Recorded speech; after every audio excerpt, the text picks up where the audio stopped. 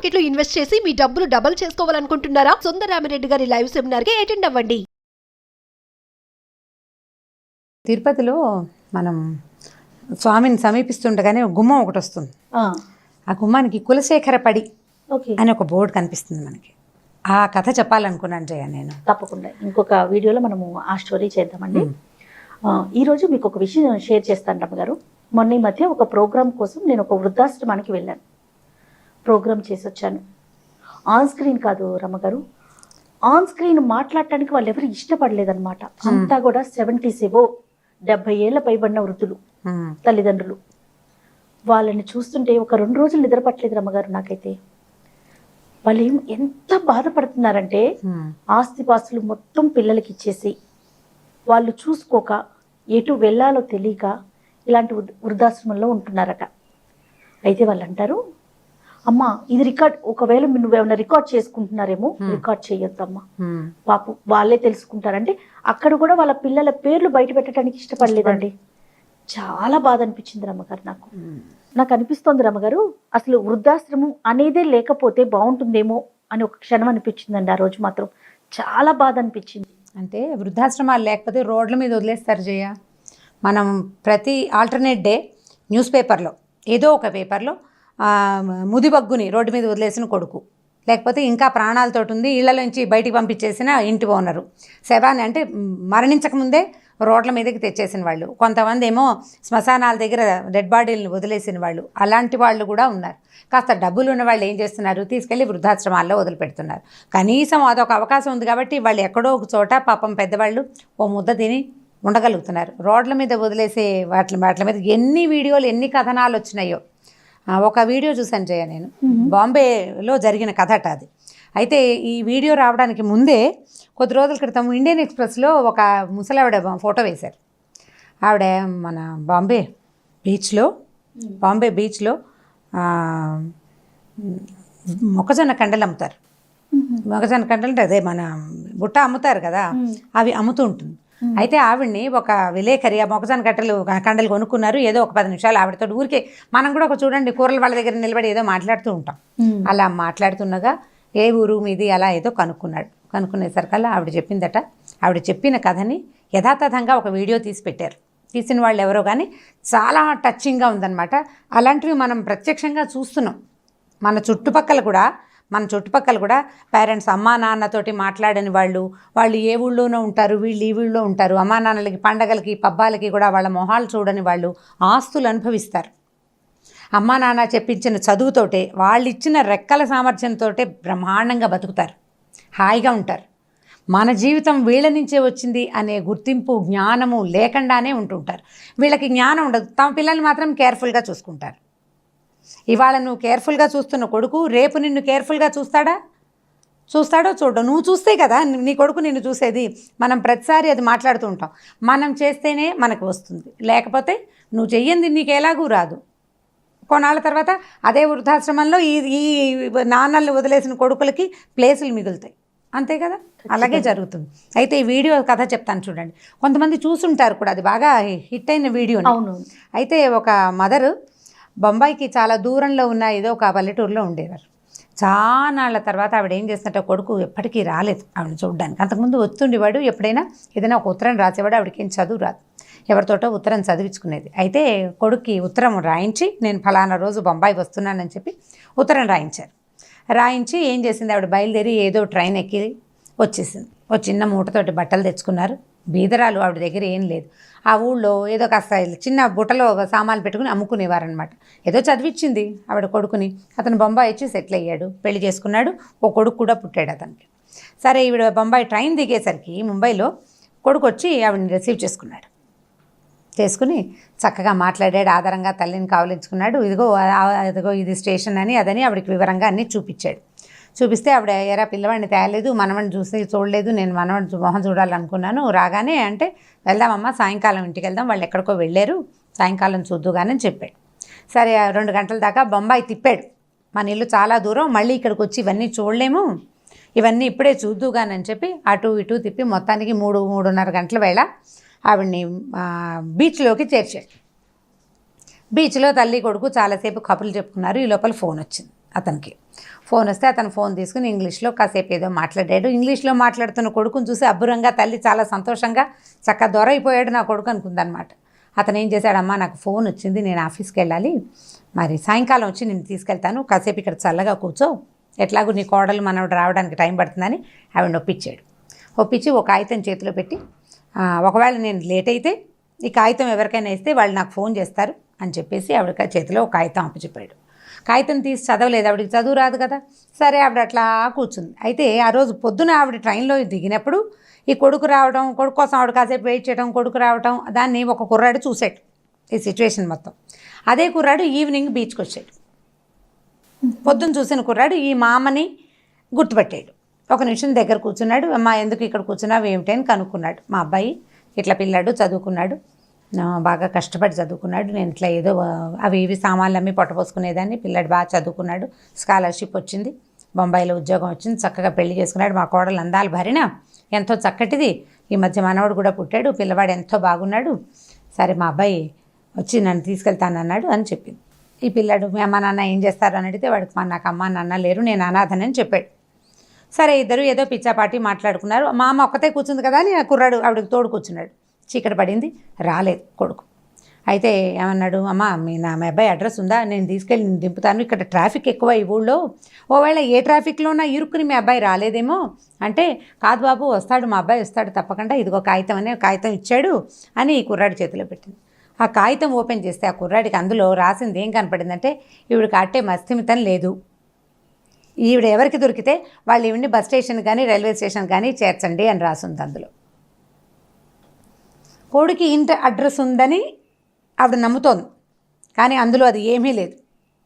లేకుండా నువ్వు ఈవిడికి మత్స్యమితం లేదు కాబట్టి ఈవిడ ఫలానా ఊరికి చెందింది, ఆ ఊరు వెళ్ళేందుకు ఆ బస్సుకో ట్రైన్కో అప్పచెప్పండి అని రాసేసింది. ఈ కుర్రాడు నిర్ఘాంతపోయేటప్పటికి ఏం చేయాలో, అసలు ఎదురుగుండా ఉన్న పెద్దావిడ ఆవిడ కొడుకు మీద ప్రగాఢమైన విశ్వాసం ఉంది. ఎందుకంటే పొద్దున్న ట్రైన్ దగ్గరికి వచ్చాడు కొడుకు, లక్షణంగా సూటు బూటు వేసుకుని బాగున్నాడు, వాడు తన్ని వదిలేస్తాడని ఆవిడ ఎట్లా నమ్ముతుంది? సరే వీడు మెల్లిగా ఆవిడకి అర్థమయ్యేలాగా చెప్పాడు. పాపం దుఃఖపడుతున్నాయి ఆ కుర్రాడు. నాతో రా, నాకెవ్వరు లేరు, నువ్వు నాతో మా అమ్మలాగా ఉండు కానీ నా దగ్గర ఉండమని అడిగాడు. అడిగితే ఆవిడ ఒప్పుకోలేదు. పొద్దునైనా మా అబ్బాయి ఎప్పటికైనా వస్తాడు, ఇక్కడే కనపడతాడు, బీచ్కి అప్పుడప్పుడు వస్తామని చెప్పాడు కాబట్టి నేను ఇక్కడే ఉంటానని చెప్పింది. ఆవిడ దగ్గర కొద్దిగా డబ్బు ఉంది, అంటే ఊరి నుంచి వచ్చేటప్పుడు తెచ్చుకుని ఉంటుంది, అక్కడే మొక్కజొన్న బుట్టలు ఒకళ్ళ దగ్గర నుంచి ఎవరి దగ్గర నుంచో తెచ్చుకుని ఇంకో రూపాయి ఎక్కువ వేసుకుని అమ్ముకుంటూ అక్కడే బీచ్లోనే ఉండిపోయింది ఆవిడ. ఆ తర్వాత వాళ్ళ అబ్బాయి ఎప్పుడూ బీచ్కి రాలేదుట. ఆవిడ అప్పటికి 4 సంవత్సరాలుగా బీచ్లోనే ఉంది, బాంబే బీచ్లో. ఇప్పుడు ధైర్యము, గుండె దిటవు, ఎంతో కొంత పని చేయగలిగే సామర్థ్యము ఉన్నవాళ్ళైతే ఇలా ఎలాగోలా బతుకుతారు. ఏ కదలికలు లేని అవి తగ్గిపోయి జీవక్రియలు కుంటుపడిపోయి అనారోగ్యంతో ఉన్నవాళ్ళు ఏం చేయాలి? ఏం చేస్తారు? ఇప్పుడు కొడుకు ఈవిని వదిలిపెట్టి వెళ్ళిపోయాడు. ఇలా వదిలిపెట్టేసి వెళ్ళిపోతున్న కొడుకులు ఇప్పుడు కనీసం 15-18% ఉన్నారట ఇండియాలో. ఈ కథలో ఇంకొక విషయం రమ్మగారు, ఈ అబ్బాయి ఆల్రెడీ స్టేషన్ లో చూశాడు కాబట్టి గుర్తుపట్టాడు. కాదు కొత్త వాళ్ళు అనుకోండి, మతి స్థిమితం లేదేమో నమ్ముతారు కదండి. పొద్దున ఆవిడ రావటం, ఆవిడ ప్రశాంతంగా ఉండటం, కొడుకు వచ్చి ఆవిడని కలవటాన్ని స్పష్టంగా చూశాడు కాబట్టి ఆ అబ్బాయి నమ్మాడు. లేకపోతే ఇప్పుడు నిజంగానే అనుకుని పదమ్మా అని తీసుకెళ్ళి రైల్వే స్టేషన్కో బస్ స్టాండ్కో తీసుకెళ్ళి ఆ ఊరికో టికెట్ తీసివ్వకుండానో ఏదో రకంగా అక్కడికి దింపేసేవాడు. అదే కదా జరిగేది. ఇలా చేస్తున్న వాళ్ళు ఇండియాలో సెన్సస్ ప్రకారం 18% కొడుకులు ఉన్నారట, 18% పిల్లలు ఈ రకంగా ఉన్నారు. ఇప్పుడు మన చిన్నతనం, ఇప్పుడు మా అమ్మని భరించలేకపోతున్నామండి. నాకు ఒకరు చెప్పారు, నేను అంటే ఊరికే ఏదో వాళ్ళతో వీళ్ళతో మాట్లాడతాం కదా జయ, మా అమ్మ ఎంత ఇంపాసిబుల్లోనండి, చాలా సతాయిస్తుంది, ఏం తెచ్చినా ఇత్తలేదా అంటుంది, ఎంత విసుగు పుడుతుందో ఇంటికి వచ్చేసరికి అని చెప్తే నేను అనుకున్నాను, మరి మీరు చిన్నప్పుడు విసిగించలేదా అని అడిగాను నేను. ఆయన చాలా గంభీరంగా, నేను ఎంతో శ్రద్ధగా చదువుకున్నానమ్మా, మా వాళ్ళ దగ్గర ఏమీ లేదు, నిరుపేద కుటుంబం, నేను చాలా కష్టపడి చదువుకున్నాను. మీరు కష్టపడి చదువుకోగలిగే వయసు వచ్చేదాకా మిమ్మల్ని కష్టపడి పెంచింది ఎవరు కదా? మీరు మొదట 6 నెలలు మీకు ఒళ్ళు కూడా తెలియదు, పిల్లలు పుట్టాక 6 నెలలు ఏమీ తెలియదు. 6 నెలల తర్వాత మనుషులను గుర్తుపెట్టగలుగుతావు. నీ అంతటా నువ్వు అన్నం వండుకు తినే స్టేజ్ ఎప్పుడు వస్తుంది? నీ 2వ ఏటో 3వ ఏటో రాదు, 7-8 ఏళ్లకు వస్తుంది. ఈ 7-8 ఏళ్ల వరకు తినకో నువ్వు బతికే ఉన్నావు అంటే నిన్ను బతికించింది ఎవరు? నీవు ఏ మారాము చేయకుండా, ఏ గొడవ చేయకుండా, ఏ సతాయింపు చేయకుండా ఏ శిశువైనా పెరుగుతాడా అమ్మా నాన్న దగ్గర? అమ్మా నాన్న లేని వాళ్ళ పరిస్థితి భగవంతుడే చూడాలి వాళ్ళని. ఎవరైనా పెరగరు కదా. మరి నీ మారాములు, నీ ఇబ్బంది, నీ ఇబ్బందులు, నీ అనారోగ్యాలు, నీ దెబ్బలు, నీకు తగిలిన వాటి కడిగేది రెండు తల్లే కదా. ఇవన్నీ చేసిన తర్వాత 10 ఏళ్ళు వచ్చాక నీకు బుద్ధి తెలిసి నా జీవితం ఇలా ఉంది, ఇలా బాగుండలేదు, నేను బాగా చదువుకోవాలని శ్రద్ధ కలిగి నువ్వు చదువుకున్నావు. నిన్నే పనిలోనూ పెట్టకుండా మీ అమ్మ నువ్వు చదువుకుంటానంటే నిన్ను వదిలిపెట్టింది, నువ్వు కష్టపడి చదువుకున్నావు. 10 ఏళ్ల వయసుకి నీకు చదువు మీద దృష్టి వస్తే 10 ఏళ్ల వరకు నిన్ను కాపాడింది ఎవరు? నీ బాల్యాన్ని ఒకరు కాపాడితే వారి వృద్ధాప్యాన్ని నువ్వు కాపాడద్దు? కాపాడాల్సిందే కదా. నేను కూడా ఇలాగే మారం చేసుంటా, నేను కూడా ఇలాగే విసిగిచ్చి ఉంటానని కనుక నువ్వు అనుకుంటే నీ పిల్లలు నీ గురించి అలా అనుకోగలుగుతారు. అంతేదమ్మా. చాలామంది ఇళ్లలో చూస్తాను జయ, ఇప్పుడు అసలు అమ్మమ్మలు, నాయనమ్మలు, తాతలు ఎవరికి తెలియదు. వాళ్ళు చుట్టాల్లాగా ఉంటారు. పెద్దవాళ్ళతోటి సరిగ్గా బిహేవ్ చేయడం పేరెంట్స్కే రాదు, పిల్లలకి ఎలా వస్తుంది? కాబట్టి ఇవి నేర్పించాలి జయ. ఈ విలువలు నేర్పాలంటే ఫ్రీక్వెంట్గా పెద్దవాళ్ళతోటి కల్పించాలి. మనం ఫ్రీక్వెంట్గా మన మూలాలు మర్చిపోకూడదు. మనం కూడా ఇప్పుడు మన పిల్లలు ఉన్నారు, ఏడ్చి గల్లం చేస్తే వాళ్ళకి కావాల్సినవి ఏవో కొనిపెడతావు. నీకు శక్తి ఉంది, 1000 రూపాయలు పెట్టి బొమ్మ కొనిపెడతావు. మీ అమ్మకి ఆనాడు శక్తి లేదు, 10 రూపాయలు పెట్టి కొనిపెట్టి ఉంటుంది. నీ చిన్నతనం నాడు 10, నీ పెద్ద వయసు నాడు 1000కి సమానం. అవునా కాదా? 10 పెట్టి కొని ఇవ్వబట్టి ఈ రోజు మనం 1000 రూపాయలు పెట్టి కొనగలిగాం, స్థాయికి మనం రాగలిగాం. అంతే. ఇప్పుడు ప్రతిసారి ఇవాళ మన పెద్దవాళ్ళ పరిస్థితి ఏదుందో రేపు మనది ఇదే అవుతుంది అనే జ్ఞానం మనుషులకి ఉండాలి. అంతే. బాల్యము ఇప్పుడు అవస్థలు దాటాలా, బాల్యావస్థ, యవనావస్థ, వృద్ధావస్థ ఎవరికైనా తప్పదు. ఎవరు తప్పించుకోగలరు దాని నుంచి? ఇవాళ నువ్వు యంగ్గా యాక్టివ్గా ఉన్నాం, మనం చాలా యాక్టివ్గా బోల్డ్ పనులు చేసేస్తున్నాం. ఇప్పుడు జీవక్రియలు కుంటుపడిపోయిన మన పెద్దవాళ్ళు, మన అమ్మలు అమ్మమ్మలు మనకు తెలుసు. ఒక 15 ఏళ్ల తర్వాత అయినా వృద్ధాప్యం రాదా మనకి? వస్తుంది కదా. అప్పుడు మనం డిపెండెన్స్ అవుతాం కదా.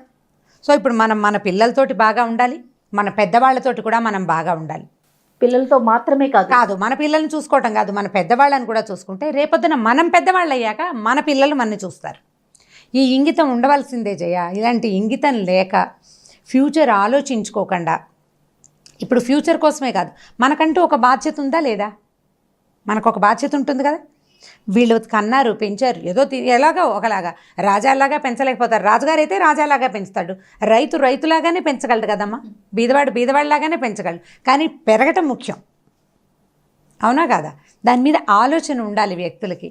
ఈ ఆలోచన లేకపోవటం వల్లే మనకి వృద్ధాశ్రమాలు విపరీతంగా ఉన్నాయి. రమ్మగారు, మీరు ఈ మాట అంటే వాళ్ళు పెంచేదేంటి, మేమే పెరిగిపోతాం, ఒకరు పెంచేదేంటి, తల్లిదండ్రులు పెంచితేనేనా మనమే పెరిగిపోతాం అన్న మాటను కూడా నేను విన్నానమ్మా. చాలా బాధ అనిపించింది.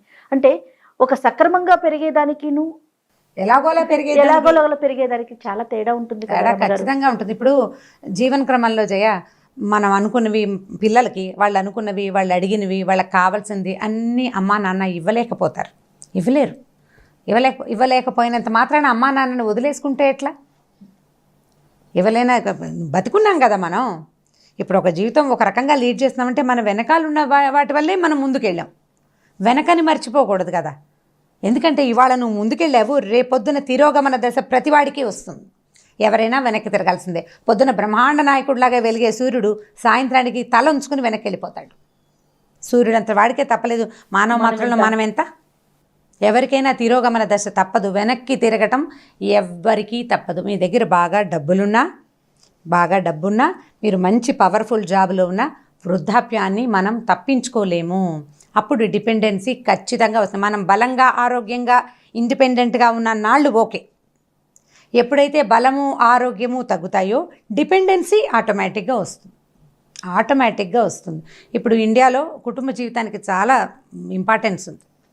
మన పిల్లలు, కజిన్స్ అందరితోటి కలిసి ఉంటాం. పెద్దవాళ్ళని కూడా మన గ్రూప్లోనే ఉంచుకుంటుంటే వాళ్ళు హాయిగా, సంతోషంగా ఉంటారు.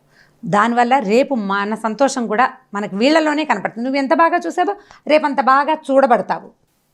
చూడనిదే చూడబడలేవు అనే ధ్యాస, జ్ఞానము మనం కలిగి ఉండాలి, తెలుసుకోవాలి. పైగా పిల్లలు అమ్మా నాన్నలతో పాటు తాత, అమ్మ, పెద్దవాళ్ళని చూస్తే ఒక ఆసక్తికరంగా ఉంటుంది. కొంచెం సతాయిస్తారనుకో, నేను కాదని నేను ఎప్పుడూ అనుకోను.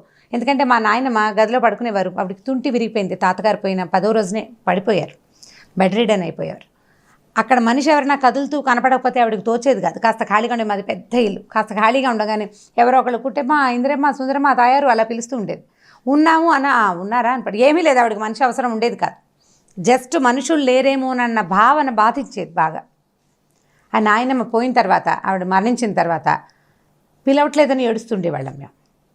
అలాగే అనిపిస్తుంది కదా మరి. పెద్దవాళ్ళు ఉంటే ఏముంది, మధ్యాహ్నం పోయి కాసేపు కూర్చుంటే ఏవో ఒక కబుర్లు చెప్పుకునే వాళ్ళు, ముకుందమాల అవి నేర్పించేవారు బాగా. చాలా హాయిగా ఉన్నట్టుండేది ఆవిడతోటి ఉంటే. ఇబ్బంది ఎలాగో తప్పదు, కానీ ఒక పెద్దవాళ్ళ నీడ మన నెత్తి మీద ఉన్న గొడుగు పక్కకి వెళ్ళిపోతే ఉండే బాధ ఏమిటో అది అనుభవించిన వాళ్ళకే తెలుస్తుంది. ఇప్పుడు గొడుగుని గొడుగ్గా ఫీల్ అయితే, గొడుగులాగానే ఫీల్ అయితే కనుక దాన్ని అది తొలిగితే ఉండే బాధ మనకు అర్థమవుతుంది. సో నీకు ఒక గొడుగు కావాలి, నువ్వు ఒకరికి గొడుగ్గా ఉండాలి. కాబట్టి ఈ వృద్ధాశ్రమాల నుంచి పేరెంట్స్ని తప్పించండి దయచేసి. మన దగ్గర ఉన్న వాళ్ళకి చెప్పాలి, ఆలోచించాలి రమ్మగారు. ఇది పిల్లలకి కాదు, ఖచ్చితంగా ప్రతి తల్లి తండ్రి ఇది ఖచ్చితంగా ఆలోచించాలి. తర్వాత గ్రాండ్ పేరెంట్స్ తాలూకు అంటే తాతల, నానమ్మల, అమ్మమ్మల తాలూకు ప్రేమని, వాళ్ళ తాలూకు అనుభవాన్ని పిల్లలకి బాగా అందనివ్వాలి. ఇప్పుడు ఏదో మన వీళ్ళు అమెరికాలో ఉన్నారు, వాళ్ళు ఇండియాలో ఉంటారనుకోండి, సంవత్సరానికి ఒకసారైనా వెళ్ళి వాళ్ళు వీళ్ళు కలిస్తే. ఇండియాలో ఉన్న వాళ్ళైతే పండగలకి, పబ్బాలకి పెద్దవారిని ఒంట్లో బాగుండకపోతే తెచ్చి దగ్గర పెట్టుకోవటం, లేదా వీళ్ళే పండగలకు వెళ్తుంటే కొంత ర్యాపో ఉంటుంది, కొంత వారి అనుభవం మనకు తెలిసి వస్తుంది. మనం కూడా మన బాధ్యతను నెరవేరుస్తాం. బాధ్యత తీసుకోలేని వాళ్ళకి రేపొద్దుటికి హక్కులు దొరకవు. నువ్వు ఇవాళ రెస్పాన్సిబిలిటీ తీసుకుంటే రేపు నీ రెస్పాన్సిబిలిటీ ఇంకోళ్ళు తీసుకుంటారు. నేను ఎప్పుడు ఈ సెంటెన్సే రిపీట్ చేస్తాను చెయ్య, నాకు అది చాలా సరైన వాక్యంగా తోస్తుంది. నువ్వు ఇవ్వందే రాదు, నువ్వు ఇవ్వకపోతే నువ్వు తీసుకోలేవు, ఎక్కడి నుంచి ఇవ్వాలి కదా. ఇవ్వాలంటే పెద్దవాళ్ళని జాగ్రత్తగా చూసుకోవాలి. వాళ్ళు సతాయిస్తారు, మా అత్తగారు సతాయిస్తుంది, మీకేం తెలుసు అని చెప్తుంటారు. మన కామెంట్స్ వస్తాయి చూడండి. పెద్దవారితో ఇబ్బందులు తప్పవు. మన పిల్లలతో మనం పడట్లా, పిల్లలతో ఇబ్బంది పడట్లా. పిల్లాడు బాగా మారం చేసి సతాయించి ఏడ్చి కాల్చుకు తినేస్తారు. వాడిని ఎక్కడైనా ఆశ్రమంలో పెడతావా, నువ్వు తీసుకెళ్ళి ఓ 2 దెబ్బలు కొట్టి దగ్గరే ఉంచుకుంటావు. కావాలంటే పెద్దవాళ్ళని ఓసారి విసుక్కుని మళ్ళీ దగ్గరే పెట్టుకోవాలి. వాళ్ళని మళ్ళీ బతులాడుకుని మంచి మాట్లాడుకుని ప్రతి తల్లిదండ్రి ఇది బాధ్యతగా తీసుకోవాలని కోరుకుందాం రమ్మగారు. అవును చేయాలి. ఓకే.